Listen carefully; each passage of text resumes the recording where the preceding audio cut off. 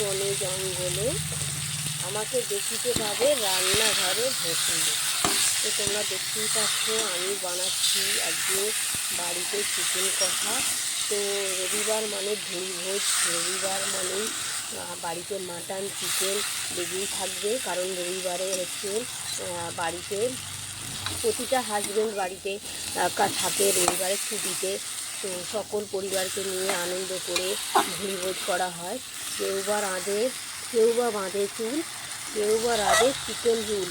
তো জানো তো যে চিকেন মানেই হচ্ছে রবিবারের ভোজ। তো আমাদের বাড়িতে আজকে চিকেন কষা হচ্ছে। বাড়িতে এখনও আমি সময় হয়ে উঠিনি ভালোভাবে রান্নাবান্না করা, দেখতেই পাচ্ছি, তোমাদের দেখাচ্ছি।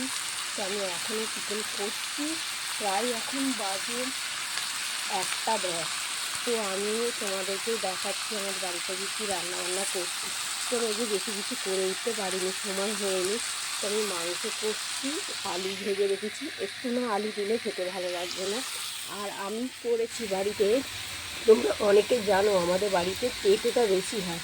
তো করলা ভেজেছি, এটা শুকনো লঙ্কা দিয়ে কাঁচা পেঁয়াজ দিয়ে অল্প করে ভাত দিয়ে তো মেখে খেয়ে দেখবি এত সুন্দর খেতে লাগবে। তো মাংস ছেড়ে এটা খেতে ইচ্ছা করবে, তো এটা একটা করবো।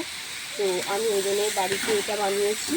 আর আমাদের আজকে আর কিছুই করছি না, এইটুকুই রান্নাবান্না আমার আর বাড়িতে মেনু হচ্ছে। তো তোমাদেরকে দেখিয়ে দিলাম দুপুরের মেনু আজকে আমাদের রান্না। তো চলো সকল বন্ধুদের গুড আফটারনুন, সবাই ভালো থাকবে, সুস্থ থাকবে। আর সব পরিবারে আজকে বসে ভোজ করবে। তো আমাদের বাড়িতেও হচ্ছে দিয়ে মাংস কষা। তো আমি মাংস এখনও কাঁচা আছে, দেখতেই পাচ্ছি আমি করছি এখনো পর্যন্ত।